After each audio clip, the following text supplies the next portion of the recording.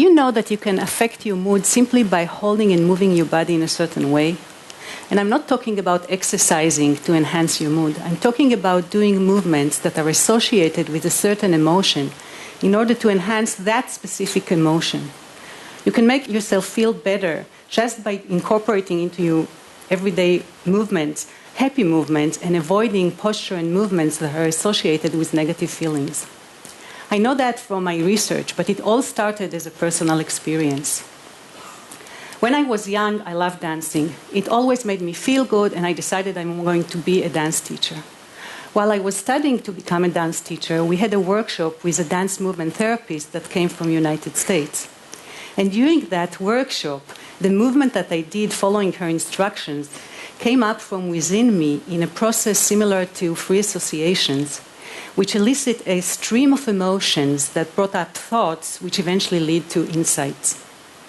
This was the first time I realized how powerful and strong can the effect of movement be on our emotions. And following this experience, which was really deep and meaningful, I decided to become a dance movement therapist. After several years of doing therapy, I moved into academia and research. And then with all the work and family and studying and all these things that you have to deal with, you know how it is, I just stopped dancing. Now, fast forward to 10 years later, when I went through a really difficult time in my personal life. Just as this period started, I happened to attend a Dancing in the Street event where I saw people dance swing in the street. And I fell in love with the swing music and the joy of this dance, and it inspired me, and I started to dance swing regularly. And again, the movement and the dance just made me feel better. Each time I danced, I felt happier, I felt energized and motivated, and this effect lasted not only while I was dancing, but for a few hours after each time I was dancing. The dancing was really what helped me keep up my mood elevated during this difficult period. And once I started dancing, it also reminded me of my dance movement therapy background. And at home, I would also dance and elicit and process through movements all the difficulties and the feelings that I have in relation to the difficulties. The effect of the dancing on my mood and emotion during that period, both the social dancing, the swing dancing, and the dancing at home, was so incredible that it made me want to research that in order to understand how does it happen. How come our movements have such big effect on our emotions and feelings? What is the underlying brain process behind that effect? And how can we use this phenomenon to create simple motor intervention to help people with psychological and psychiatric problems? But in order to research these questions, one has to understand what are emotions. Do you know what are emotions and feelings? Our body constantly sends signals from the body to the brain about its current condition. And whenever our life is in danger, these signals create in the brain a drive to act, to do something that will preserve our life. And these signals, which are presented in the brain in the form of chemical and electrical signals, these are actually our unconscious emotions, which are then translated into the conscious feelings. So, for example, our body constantly sends signals to the brain about our blood sugar level. And whenever the brain identifies that the sugar level goes down too much, it creates a drive to act, to go and eat something so that the sugar level will go up again. And this translates into the feeling of hunger, which makes us go and eat. Another example, if you see something threatening, imagine that you are hiking in Alaska, enjoying the view, the wilderness, the quietness, and suddenly you see a huge grizzly bear ahead of you. That's what happened to me a few years ago. Well, the bear wasn't really in front of me. It was running parallel to the path where I was hiking, about 500 meters away. And luckily, the wind was blowing in such direction that it didn't smell me. But during the first few seconds that I spotted that bear, and until I realized that I'm safe, my heart rate went up like crazy, my eyes and pupils got enlarged, and all the blood went into my muscle, which became ready to fight, flight, or freeze. So all these signals coming from the body to my brain, according to Darwin, James, and others, all these signals made me feel frightened. It was not that I was afraid and as a result my heart rate went up, but because my heart rate went up, I felt the fear. So it is the feedback that comes from your body to your brain that determines your feelings. And you have all experienced that. Just think about it, whenever you are stressed or anxious, like I am right now, what people tell you to do, they tell you take a few deep, slow breaths. You do that, and then it helps you to calm down.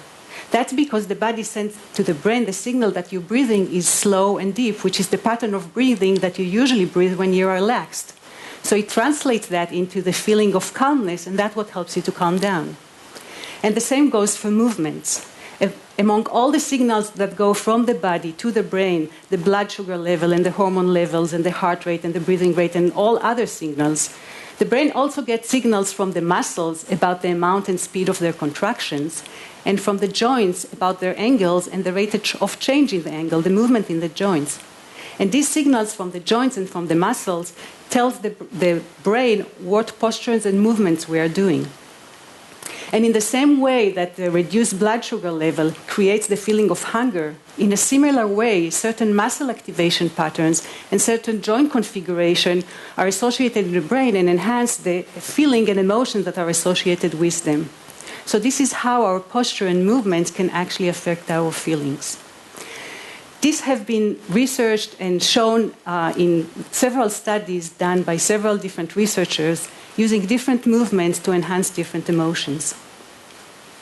One of the studies showed that 2 minutes of standing or sitting in a closed posture, which is associated with helplessness and submissiveness, creates not only increase the subjective feeling of the person who did that, subjective feeling of powerless, but also reduce the willing to take risk in a gambling task, and it increased the level of the hormone cortisol, which is the stress hormone who secretes when we are stressed and whose level is really high when we are depressed.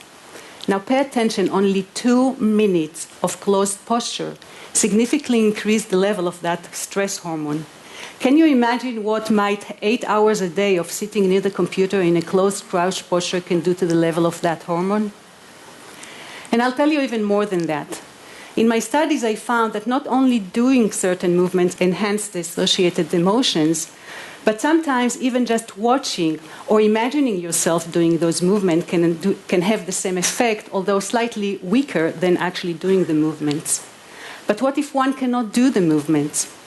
I remember that when I first flew to present that study in a conference, the woman that sat nearby me in the airplane started a conversation. She was in her 40s, and she had some kind of a disease which limited her mobility, and she was walking with a cane.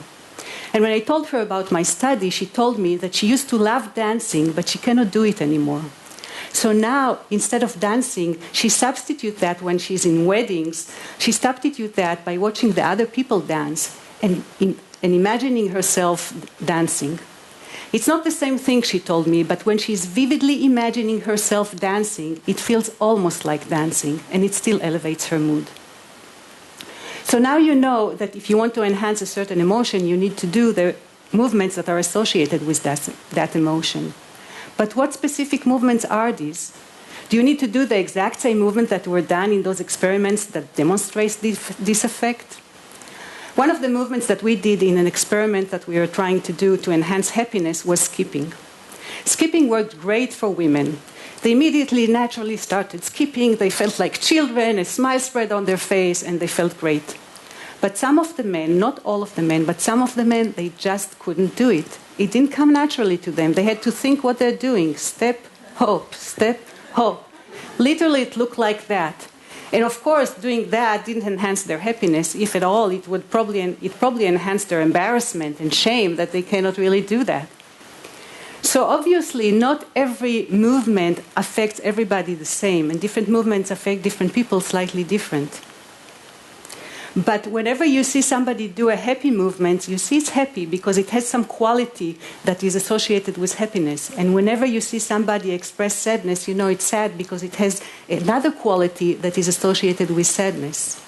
So what if instead of asking people to do a specific movement like the skipping, we'll ask them to do their own natural movements, whatever they feel comfortable with, but to do it with that specific quality that is associated with the emotion that we want to enhance. Maybe this way it will also enhance that emotion. So to test that, we did in a research experiment, we took clips of people expressing different emotions in movements. And then using a movement analysis system called Laban, we found what are the motor qualities that characterize all the movements that express certain emotion. And then we asked people who are experts in Laban movement analysis to move those qualities. We didn't ask them to move specific movements. They could move any movement that they wanted, but with that quality. You can do many movements fast. You can walk fast, you can dress up fast, you can eat fast, you can type fast, you can do all kinds of movements fast.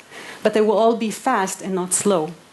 So we asked those people to do different movements with a specific movement quality. And after doing several movements with each motor quality, we asked them what emotions did it enhance in them. And using this paradigm, we found that indeed there are some qualities that are associated and enhance specific feelings. So I'm not going to tell you in details all our results, but I'll just give you an example, and I'll use for this example the happiness, because I assume most people would like to be more happy rather than more angry or more afraid. So among the qualities that we found that characterized happiness were lightness, expanding the body in the horizontal and in the vertical direction, upward movements like jumping and raising your arms up, and repetitive rhythmic movement. So now if you want to be more happy, all you need to do is incorporate those movements into your everyday life. Whenever you walk in the street or anywhere else, just walk lightly and not heavily, because heaviness is actually one of the qualities that was characterizing sadness. When you wake up in the morning, just stretch to all directions, and do it several times during the day. In fact, let's do it now. Please start all in a crouch posture, just to feel what it feels like. Close and crouch posture, and pay attention to what it makes you feel. And now start stretching. Stretch your arms, stretch your torso, stretch your leg if you can. And don't follow me, do your own stretching, whatever feels comfortable for you. Just do your own stretching. And now sit erect, elongate your torso, open your chest, bring your head up, and take a deep breath. Don't you feel now better and more energized than before?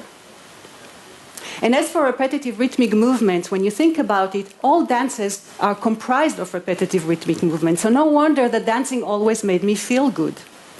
In a recent study that was done in Germany, they found that the Israeli folk dance of Hava Nagila, was more effective in reducing depression than riding a stationary bike. Riding a stationary bike is a good aerobic exercise, and it was effective in reducing the depression. But dancing the Hava Nagila, which in addition to the repetitive rhythmic movements in it, it also incorporates some hops that actually are vertical movements, which is another quality that we talked about that characterized the happy movements. Dancing this dance was more effective than riding the bike. Now, like skipping, dancing might not work for some people, but I believe that for most people, dancing can really make an effect and can really make a difference in how they feel. Why else would dancing be so popular throughout history and in all cultures? So be conscious and aware of how you hold and move your body, because your body continuously sends signals to your brain and constantly affecting your feelings. And use this effect to help you regulate your emotions. And if you are like me and you want to be happier, make sure that you don't stay in close postures and don't move heavy movements, because these are associated with negative feeling, and incorporated those qualities that I told you that are associated with happy movements. Move lightly. Hold your body in an open, long and open position, and whenever you can, dance. Nike said, just do it. I say, just dance it.